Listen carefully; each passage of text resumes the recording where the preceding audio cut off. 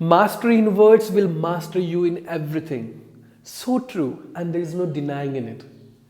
If you'll observe, guys, the world only can be ruled by someone who could be able to control millions of minds by their tongue. World's leaders, an entrepreneur, politicians, motivational speakers, business tycoons, what do they command? They command their thoughts and they make us to believe in it. And most importantly, they could be able to control our thinking by their words. Words are uncontrollable and hurtful if you don't understand it. But if you control them at once, then you would win millions of hearts by your tongue.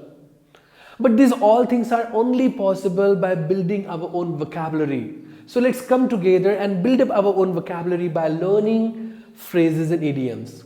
Hello everyone, it's Satish and this is our 5th session we are dedicating to build up our own thesaurus in our lives. पिछले 4 session में हमने 40 से ज़्यादा idioms and phrases को learn किया, साथ में हमने उनके एग्जाम्पल्स को भी सीखा। इस सेशन में हम नए 10 idioms and phrases को लर्न करेंगे और साथ में हम देखेंगे कि उन्हीं एग्जाम्पल्स को बिना idioms and phrases के साथ कहाँ जाए तो हमें कितना कुछ ट्रांसलेट करना पड़ता है और इसके ऊपर हम चर्चा भी करेंगे। So let's start guys. Our first phrase is feather one's own nest. किसी भी फ्रेज में अगर आपको वंस या पर्सन ये वर्ड दिखता है तो इसको हमेशा रिप्लेस कर लीजिए by the word like his, your, my, her, him, their etcetera. It depends upon a subject. जैसे यहाँ पे वंस है तो उसकी जगह पे हम हीज, हर ऐसे वर्ड इस्तेमाल कर सकते हैं। इस फ्रेज का मतलब होता है खुद के स्वार्थ के लिए किसी का इस्तेमाल करना या किसी का फायदा उठाना। Whenever someone wants to take an advantages of yours for their benefit or somebody wants to use you for their benefit in a very selfish manner, so instead of saying that आप simply कहोगे feather one's own nest।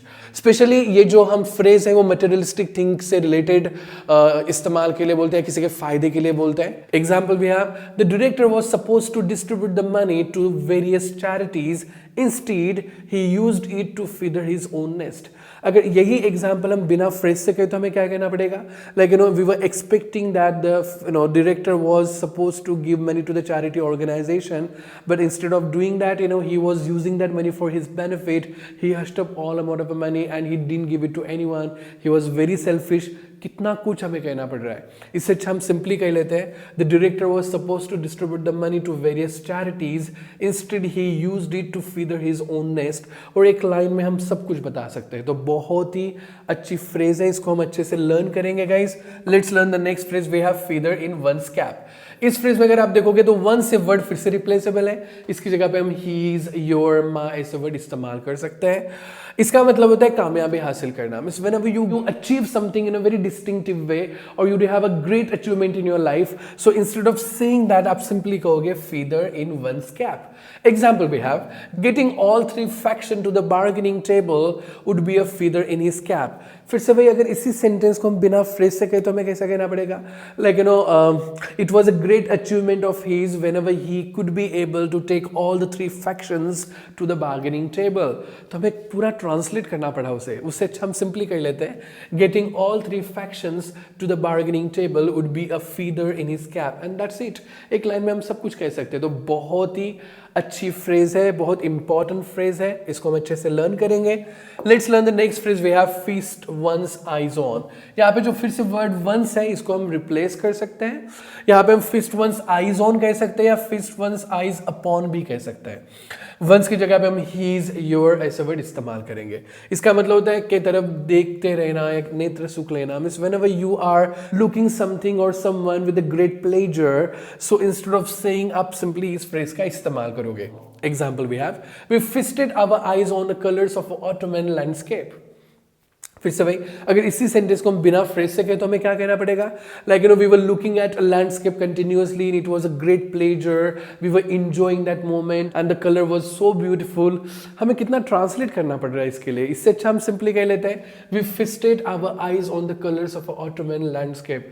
और एक sentence में हम बहुत amazingly उस पूरी information को दे सकते हैं। तो बहुत अच्छी फ्रेज है, इसको हम लर्न करेंगे guys. Let's learn the next one, in favour of. In Hindi we call it के बाजू में या किसी के हित में। जब आप किसी के हित में बात करते हो, किसी के सपोर्ट में बात करते हो, तो उस जगह पे हम इस फ्रेज का इस्तेमाल करेंगे। Means whenever you talk in support of something or whenever you support someone for a certain thing, instead of saying that आप simply कहोगे in favor of. Example, everyone I have talked to is in the favor of a new dress code.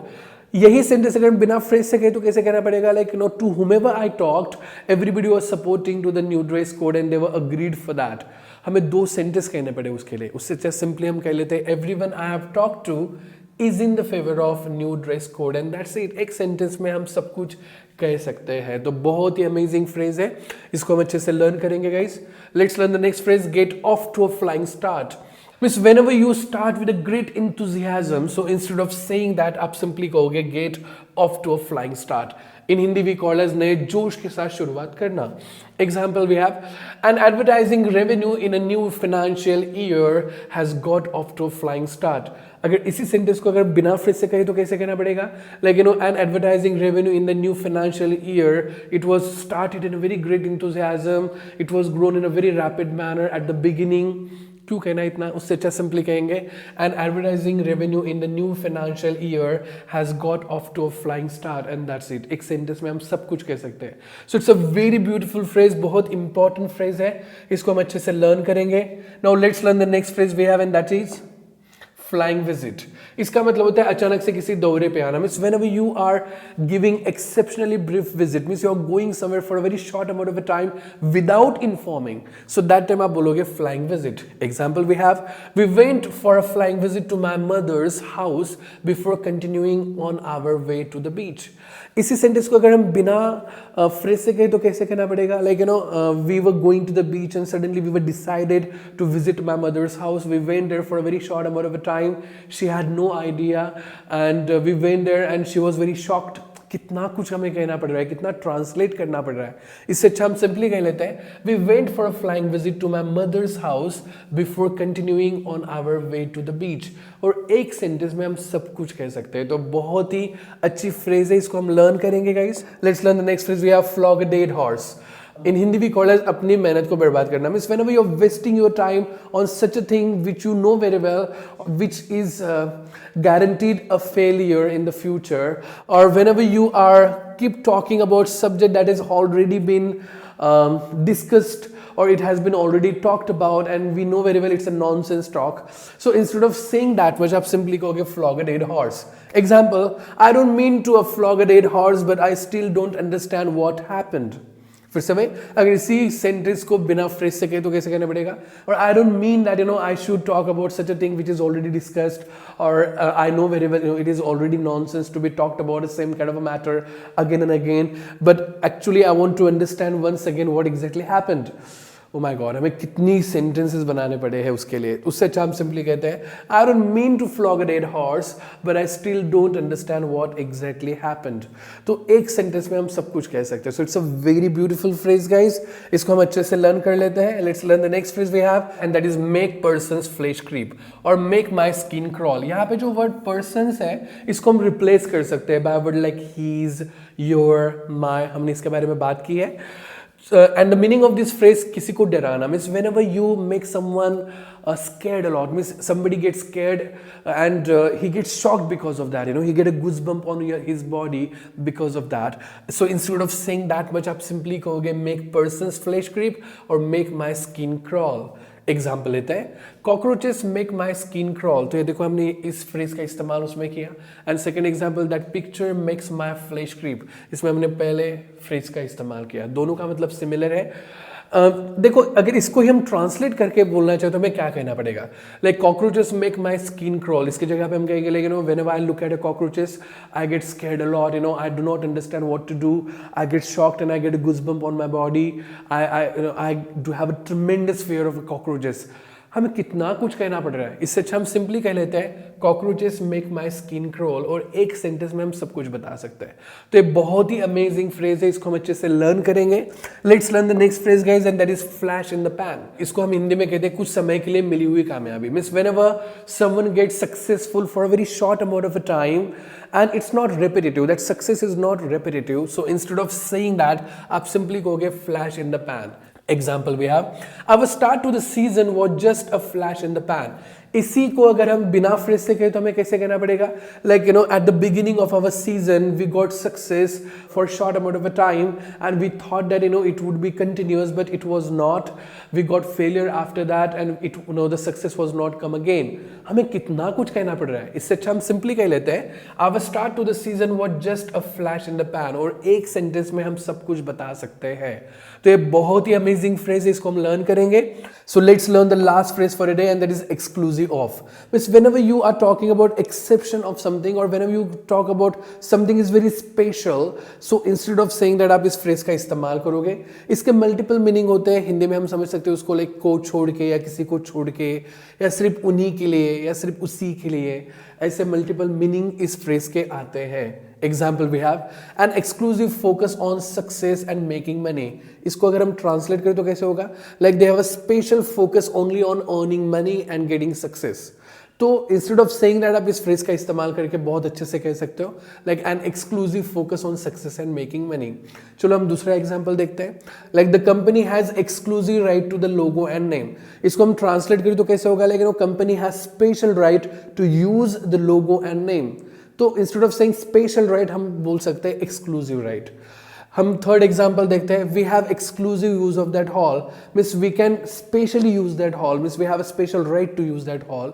So that is the meaning of this sentence. तो यहाँ पे जो exclusive का मतलब है यहाँ पे like special. Means instead of saying special आप एक्सक्लूसिव ऑफ इस फ्रेज का इस्तेमाल कर सकते हो. तो ये बहुत ही अमेजिंग फ्रेज, इसको हम अच्छे से लर्न करेंगे. So guys these are our 10 phrases for a day. Let's revise at once.